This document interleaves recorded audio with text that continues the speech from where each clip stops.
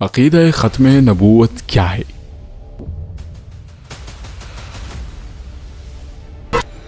تو ما کان محمد ابا احد من رجالکم ولکن رسول اللہ و خاتم النبیین، وہ تو اللہ کے رسول ہیں اور نبیوں کی مہر ہے، مہر لگ گئی، اب یہاں سے کوئی اور شے نہیں نکل سکتی، یہ بند ہو گیا راستہ، یہاں سے اب کسی اور نبوت کے اجرا کا سوال پیدا نہیں ہوگا۔ قادیانی کون ہے؟ مرزائیت اور احمدیت کسے کہتے ہیں؟ بحیثیت مسلمان ہمارے لیے ویڈیو بنانا اور آپ کے لیے مکمل دیکھنا ایک لحاظ سے جہاد ہے۔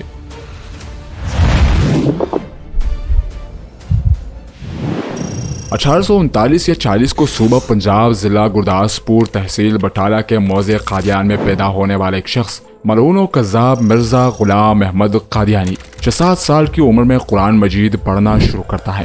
چند فارسی کتب بھی پڑھتا ہے مگر تفسیر، فقہ اور دیگر دینی علوم سے محروم رہتا ہے۔ والد طب کی تعلیم بھی دلوانے کی کوشش کرتا ہے مگر یہ اس میدان میں بھی ناکام اور نتیجتاً نیم ملا نیم حکیم بن کر رہ جاتا ہے۔ سیالکوٹ میں ملازمت کی مختار کے امتحان میں بیٹھتا ہے مگر وہاں بھی ناکام، پھر قادیان کا رخ کرتا ہے۔ قانون کے چند نکات سے واقفیت اور والد کے اثر و رسوخ پر وکیل بن کر کچہریوں کے خاک چاٹتا اور اپنے خاندانی مقدمات بھی ہارتا رہتا ہے۔ بٹالہ اور گرد و نواح میں بزرگان دین کے جاؤ جلال کو دیکھ کر یہ پیری مریدی کے خواب دیکھنے لگتا ہے اور اسی دوران بچپن کے دوست و ہم مکتب مولوی محمد حسین ابو سعید بٹالوی کی خبر ملتے ہی حاضر ہو کر غیر اسلامی ادیان کے رد میں کتاب لکھنے کا مشورہ طلب کرتا ہے۔ مولوی محمد حسین سے مبارک خیال کہہ کر کتاب کی اشاعت کے لیے سرمایہ کا مسئلہ بھی حل کر دیتا ہے۔ یہی وہ زمانہ تھا جب پنڈت دیانند سرسوتی نے اپنے ہنگامہ خیزیوں سے ملک میں مذہبی فضا کو آلودہ کر دیا تھا۔ اسلام کے خلاف ہرزہ سرائی عروج پر تھی۔ غلام احمد قادیانی مولوی محمد حسین کے پاس مسجد چینیا لاہور میں رہائش اختیار کرتا ہے اور مختلف مذاہب کی کتابوں کا مطالعہ کرنے لگتا ہے۔ اسی دوران گاہے بگاہے اس کی ہندو، عیسائی اور دیگر مذاہب و مسالک کے لوگوں سے مد بھیڑ بھی ہونے لگتی ہے اور یہ اپنے گرد مجمع اکٹھا کرنے کا ہنر سیکھ لیتا ہے۔ اب مرزا قادیانی ان بعض مباحثوں سے باہر نکل کر الہام بازی کی دنیا میں قدم رکھتا ہے اور ملہم و مستجاب دعوات ہونے کا پروپیگنڈا شروع کر دیتا ہے۔ شہرت تو پہلے سے تھی، اب اہل حاجات کی آمد و رفت کا سلسلہ بھی بڑھ جاتا ہے۔ لالا شرمپت رائے اور لالا ملا واحد دو ہندو اس کے مشیر خاص اور حاشیہ نشین تھے۔ خوشامدوں اور مدح سراؤں کی بھی ایک کثیر تعداد تھی۔ برائن احمدیہ 364 صفحات پر مشتمل کتاب، جس کے جواب میں مرزا قادیانی غیر مسلموں کے لیے 10,000 کا انعام مقرر کرتا ہے۔ اس اعلان پر مسلمانوں کو یقین ہو جاتا ہے کہ مرزا اسلام کی تائید میں غیر مسلموں کو منہ توڑ جواب دے گا، لیکن برائن میں قادیانی ایسا لب و لہجہ اختیار کرتا ہے کہ آریوں اور عیسائیوں کے دلوں میں بھی اسلام کے خلاف نفرت و عناد میں اضافہ ہو جاتا ہے۔ پنڈت لیکھ رام نے تکذیب برائن احمدیہ کے نام سے جواب شائع کیا، جو دشنام ترازی اور بدگوئی میں اپنی مثال آپ تھی۔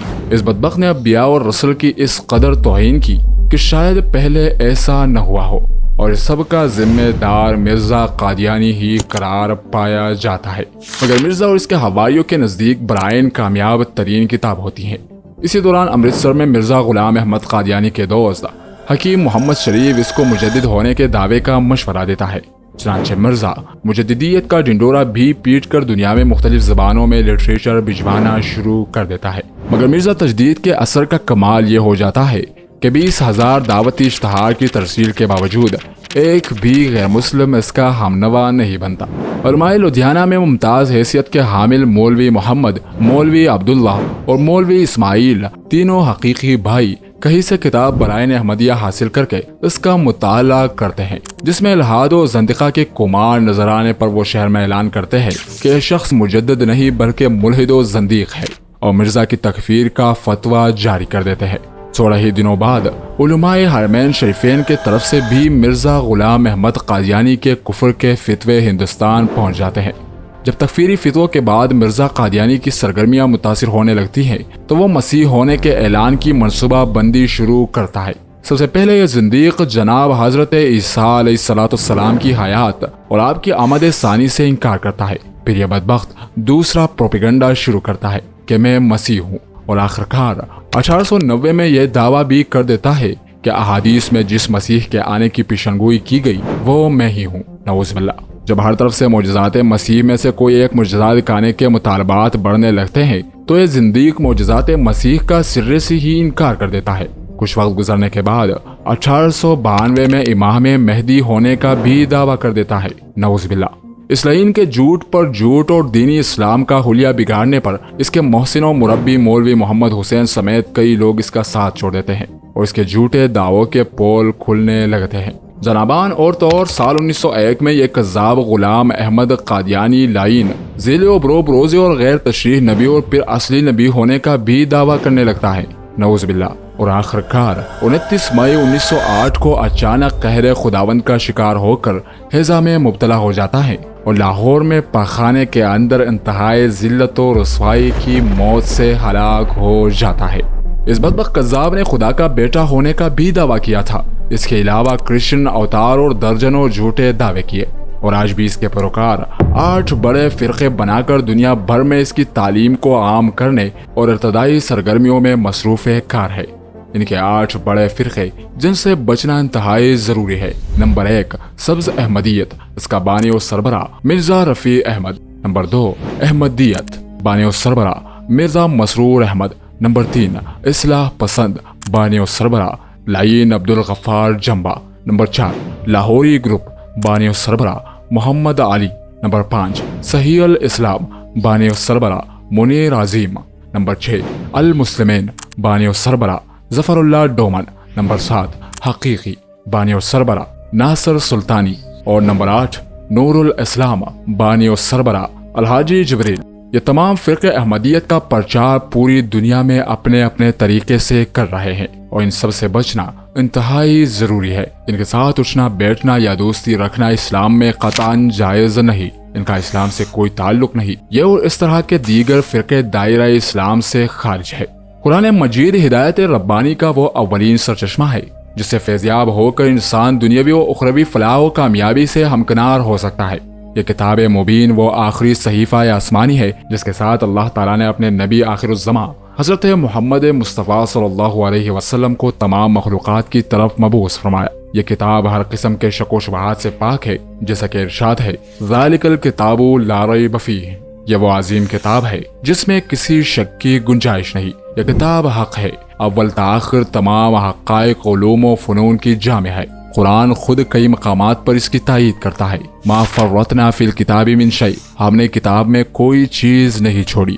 جنابان، کائنات میں کوئی شے ایسی نہیں جس کا ذکر قرآن میں موجود نہ ہو۔ علامہ ابن برجان اس کی تائید میں فرماتے ہیں کہ حضور اکرم صلی اللہ علیہ وسلم کا کوئی فرمان ایسا نہیں کہ جس کا ذکر قرآن میں نہ ہو یا اس کی اصل قرآن سے ثابت نہ ہو۔ امام سیوطی نے التقان میں اس کی بہت سی مثالیں دی ہیں۔ گویا قرآن میں یا تو ہر چیز کا ذکر صراحت کے ساتھ ملے گا یا اجملاً، مگر اس کی اصل ضرور موجود ہوگی۔ یہ الگ بات ہے کہ اس کا اخذ کرنا ہر شخص کے لیے ممکن نہ ہو۔ یہ صرف ان لوگوں کے لیے ممکن ہے جن کے سینوں کو باری تعالیٰ نے قرآن کی معرفت کا اہل بنا دیا اور انہیں صراط مستقیم پر چلا دیا ہو۔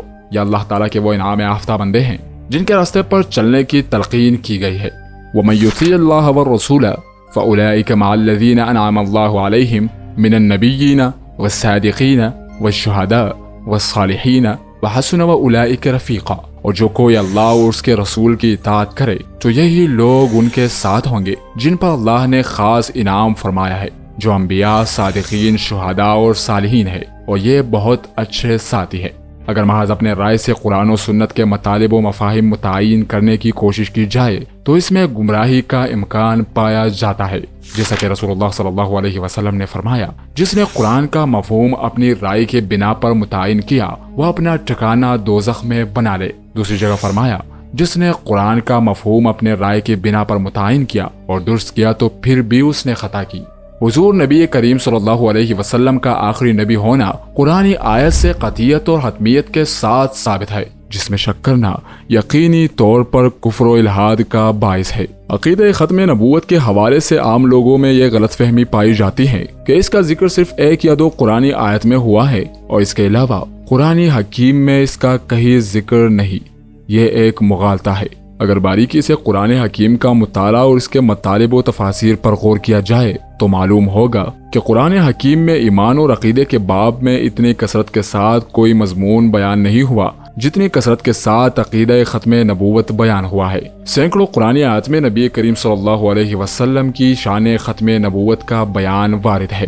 ارشاد باری تعالیٰ ہے ما کان محمد ابا احد من رجالکم ولکن رسول اللہ وخاتم النبیین وکان اللہ بکل شیء علیما۔ محمد تمہارے مردوں میں سے کسی کے باپ نہیں، لیکن وہ اللہ کے رسول اور سب انبیاء کے آخر میں ہے، اور اللہ ہر چیز کا خوب علم رکھنے والا ہے۔ آیت مذکورہ میں ولاکن رسول اللہ کے بعد وخاتم النبیین کا جملہ آیا ہے۔ اس کا مفہوم یہ ہے کہ آپ صلی اللہ علیہ وسلم سلسلے انبیاء کو ختم کرنے والے رسول ہے، اور آپ کے بعد کوئی نبی اور رسول نہیں آئے گا۔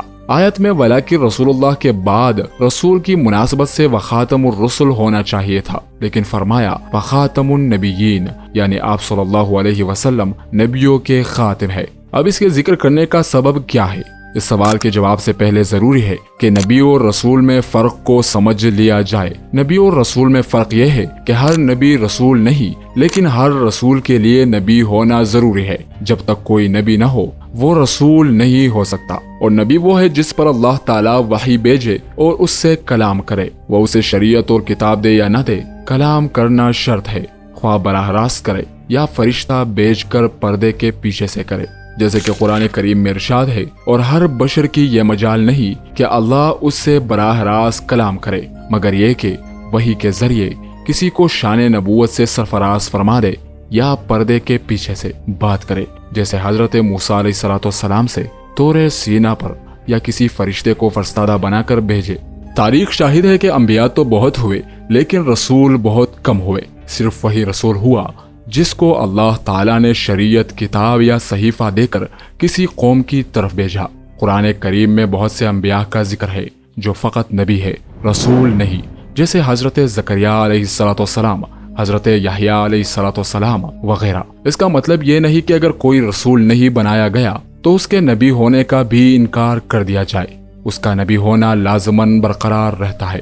اب ہم دوبارہ اسی آیت کی طرف آتے ہیں جس میں ولاکن رسول اللہ کے بعد انبیاء کے خاتم ہونے کا ذکر ہے۔ اپنے بعد میں آنے والوں کے لیے نبوت کا دروازہ بند کرنا حضور نبی کریم صلی اللہ علیہ وسلم کے عظمت اور مرتبے پر دلالت کرتا ہے۔ اس شان و عظمت کو بیان کرنے کا مقصد یہ ہے کہ آپ صلی اللہ علیہ وسلم کے درجے کو سب کے لیے ظاہر کیا جائے، تاکہ یہ شبہ ہی ختم ہو جائے کہ حضور صلی اللہ علیہ وسلم کے بعد کوئی اور نبی بھی آ سکتا ہے۔ آپ صلی اللہ علیہ وسلم کے خاتم النبیین یعنی آخری نبی ہونے کی بات سے پہلے آپ صلی اللہ علیہ وسلم کے رسول ہونے کا ذکر کر دیا گیا، تاکہ آپ صلی اللہ علیہ وسلم کے مقام و مرتبے اور عظمت میں کسی کو کوئی شبہ نہ رہے، اس لیے کہ رسول کا درجہ نبی سے زیادہ ہوتا ہے۔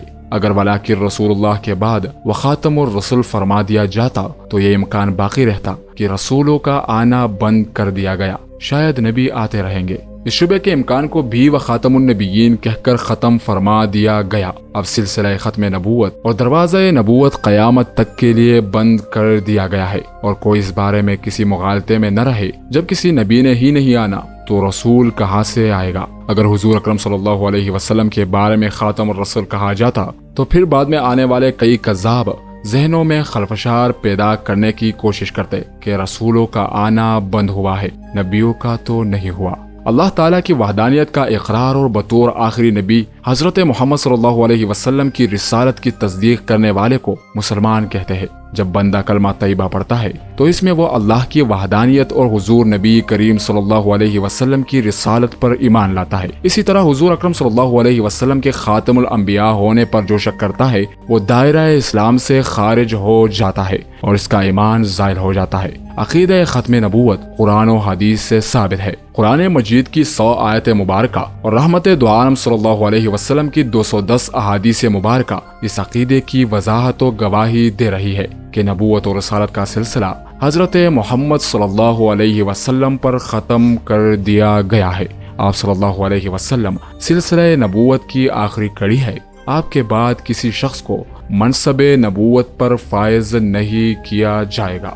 معزز ناظرین، ہمیں اس چینل کو آگے بڑھانے میں آپ کی تعاون کی ضرورت ہے۔ اگر آپ کو ہماری ویڈیوز پسند آتی ہیں تو اس ویڈیو کو لائک کیجیے اور ہمارے اور اپنے چینل داستان قرآن کو ضرور سبسکرائب کیجیے تاکہ ہم اور آپ مل کر اپنے دین اسلام کے پیغام کو ساری دنیا تک پہنچا سکے۔ اللہ تعالیٰ سے دعا ہے کہ ہمیں اپنی فرمانبرداری اور شکر گزاری کی زندگی گزارنے کی توفیق عطا فرمائے۔